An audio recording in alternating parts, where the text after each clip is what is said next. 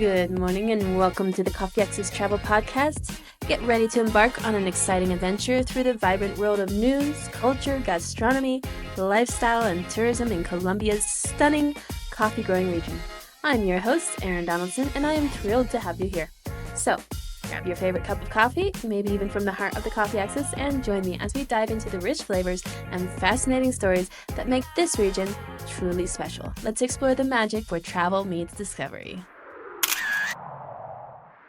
We are almost to the end of the year. Can you believe how fast it has come and gone?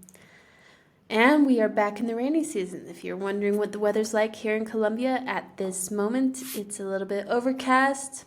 Rained a bit last night. Probably going to rain again today. It's a little bit on the chilly side. Light coat if you go out.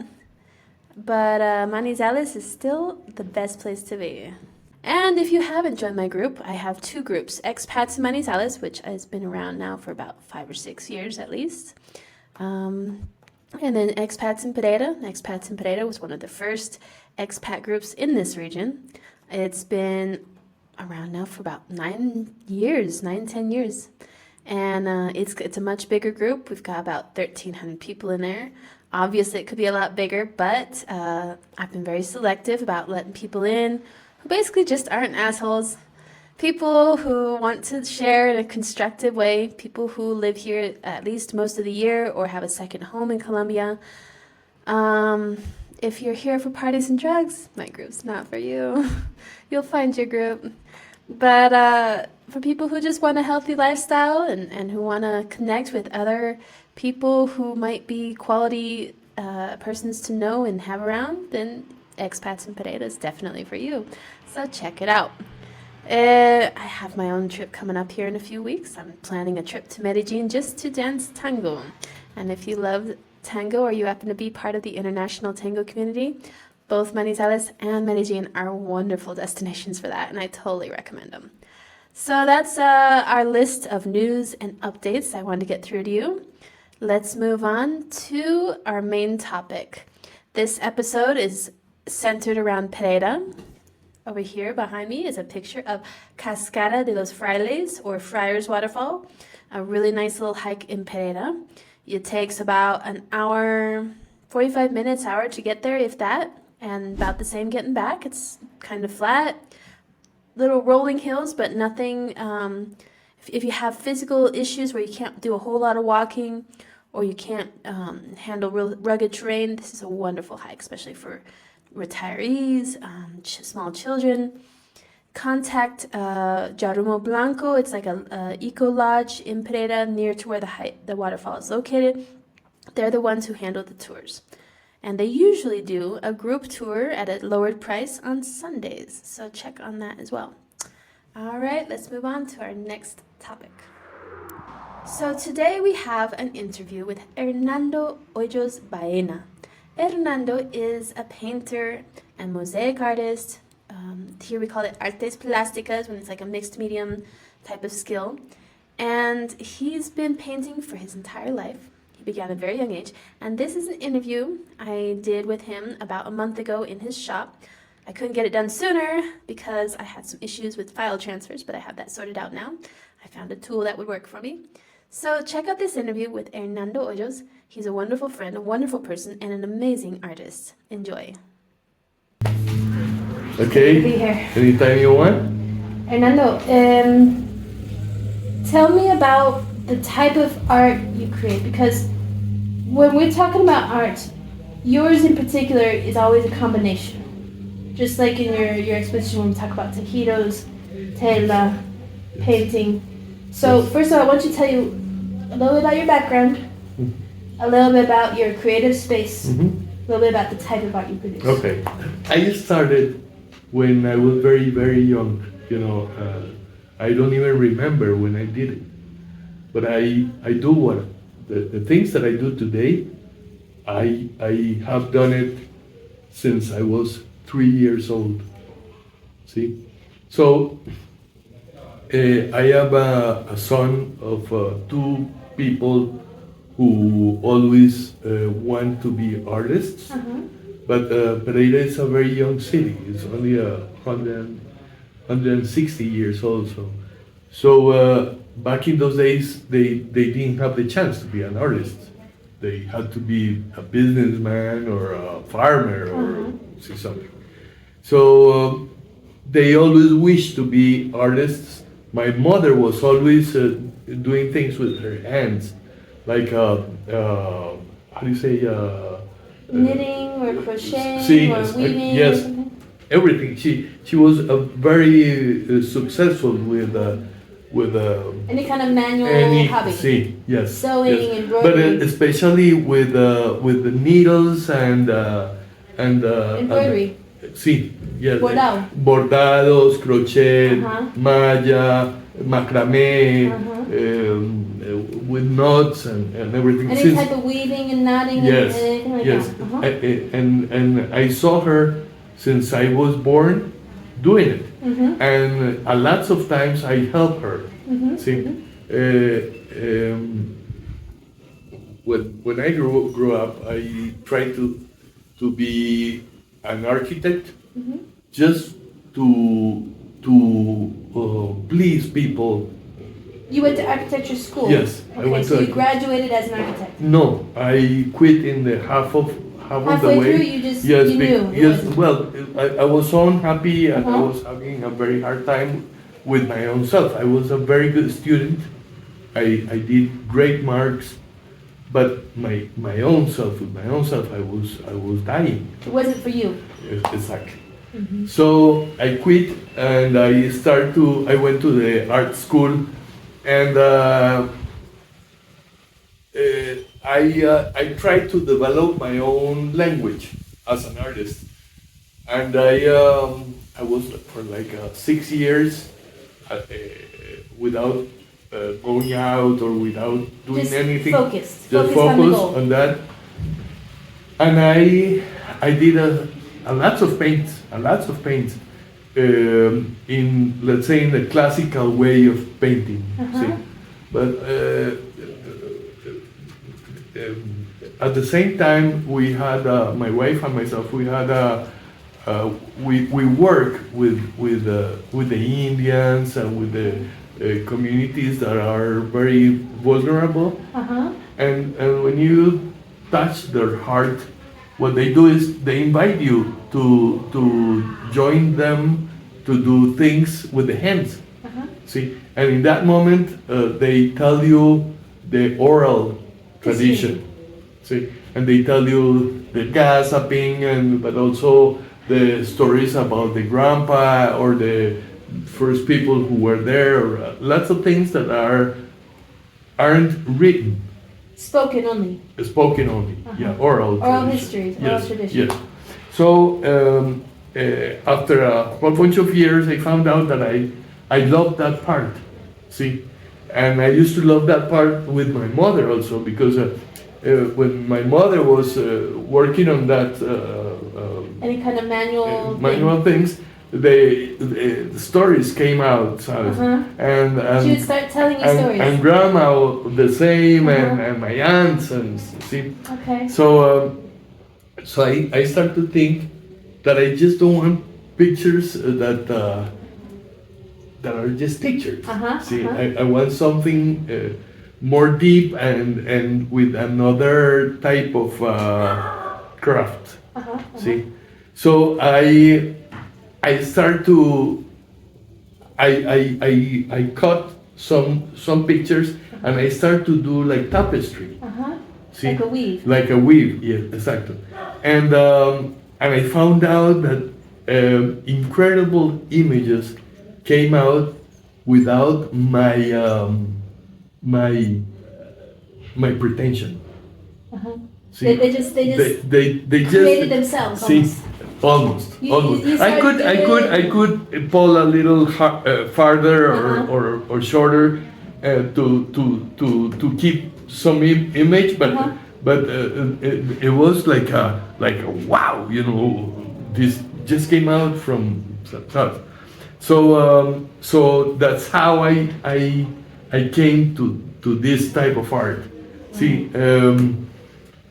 but it sounds short, but it took me almost 40 something years To really develop your to style. develop my style. Yes. Wow. See? So almost a lifetime Yes, just to yes. find really what your strength was. See, yes. I gotcha. So, and in fact, the last ones, I would say the last 3, 4 years are the years that they came out as I wanted.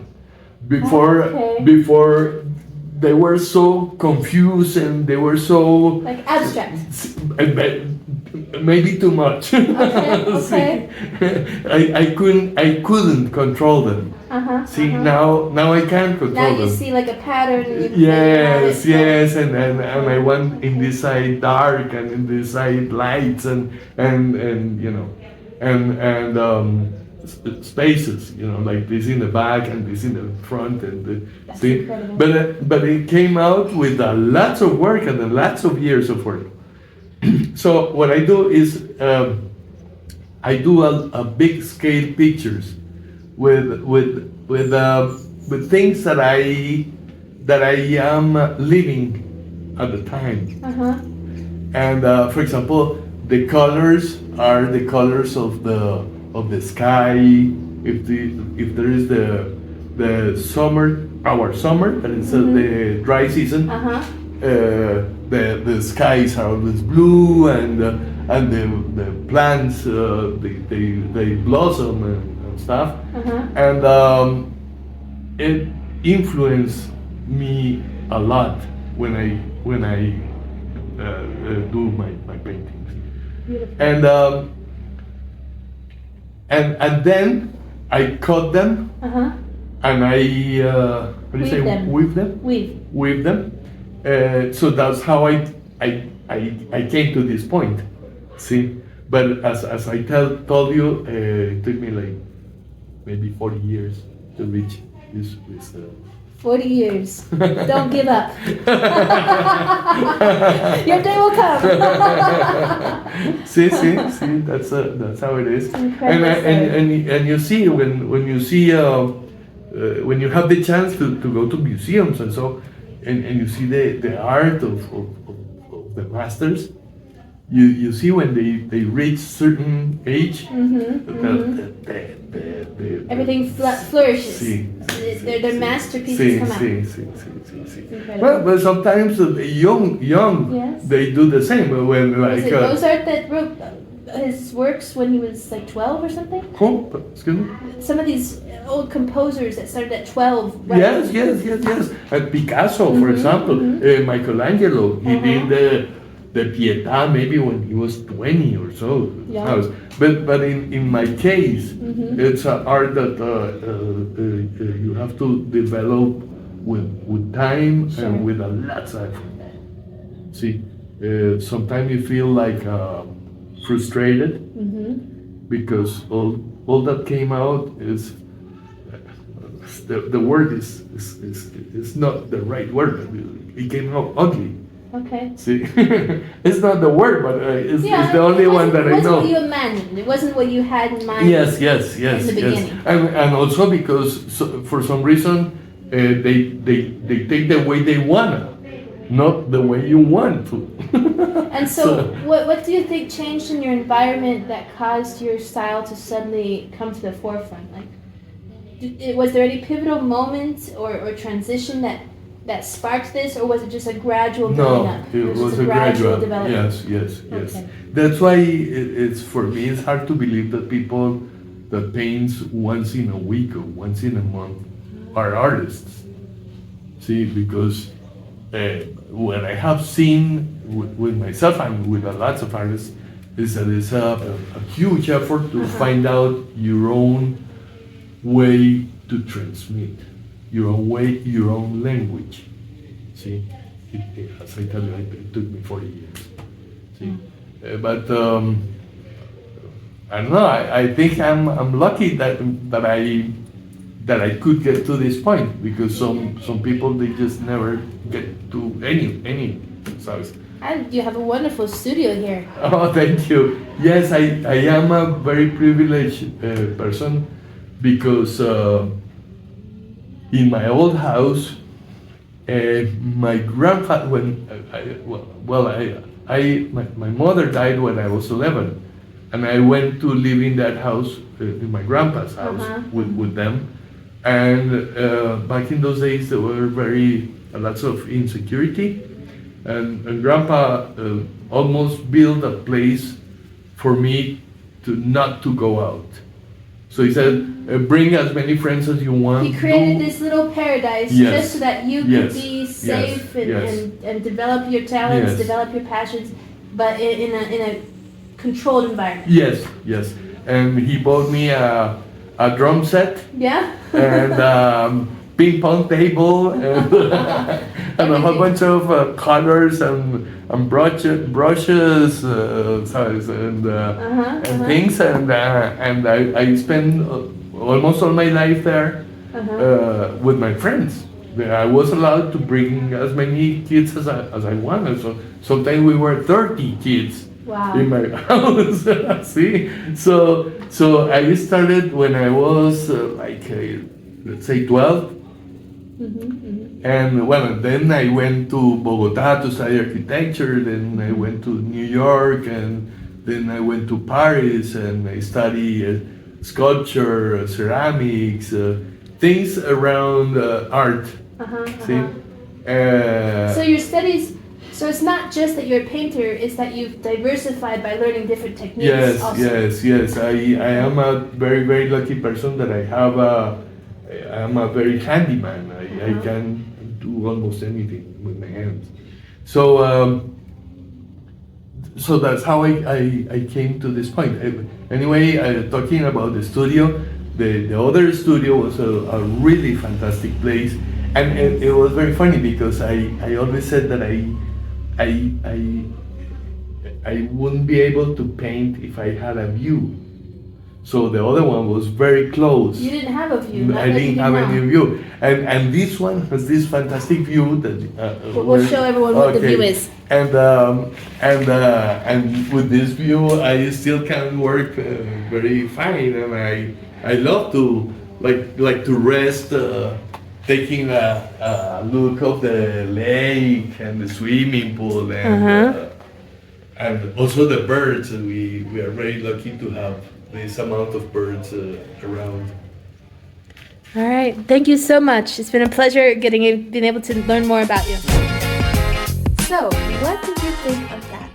How about it? His story is quite interesting. I've known him for many years, but I never get tired of hearing about how he fell in love with art and became the artist he is today. And his wife, Constanza, is also a mosaic artist with her own talent and a wonderful person as well. So maybe one day I'll be able to do an interview with her. And let's take a quick look at a special opportunity that I have for all my listeners. The VIP Lifestyle Tour. Coffee Access Travel VIP Lifestyle Tour. Are you ready for an unforgettable journey? Discover Colombia's coffee region with our exclusive lifestyle tour. Explore the vibrant cities of Manizales and Pereira, where lush landscapes, rich culture, and incredible flavors await. Sip expertly brewed local coffee, taste mouth-watering cuisine, and dive into the heart of Colombia's traditions with our expert guide. Whether you're an expat or a curious traveler, this tour is your gateway to a truly immersive experience. Don't miss out. Visit coffeeaccesstravel.com and book your VIP tour today. And that wraps up today's episode of the Coffee Access Travel Podcast, your go-to source for everything news, culture, and tourism in Colombia's coffee region. If you enjoyed the show, don't forget to subscribe at patreon.com/coffeeaccesstravel. That's AXIS. So Coffee Access, AXIS, Travel all together for exclusive updates and early access to new episodes. All for the price of a cup of coffee. $5, $10 if you really want to help me out, will get you exclusive updates and stories that I can't really tell you on here, but I can kind of tell you on there. So if you want more of the inside track, plus my top recommendations each month for food, restaurants, and places to go, then the Patreon Coffee Access Travel page is definitely for you. And you own a local business? Would you like to connect with my community of foreign residents and travelers? Reach out to us at coffeeaccesstravel@gmail.com to learn more about how you can sponsor an episode just like this. help our listeners learn more about the region while you get some much needed support. Until next time, I'm your host, Erin Donaldson. See you next week. This episode was produced by Meat Press Productions. Don't forget to hit subscribe and be part of this community.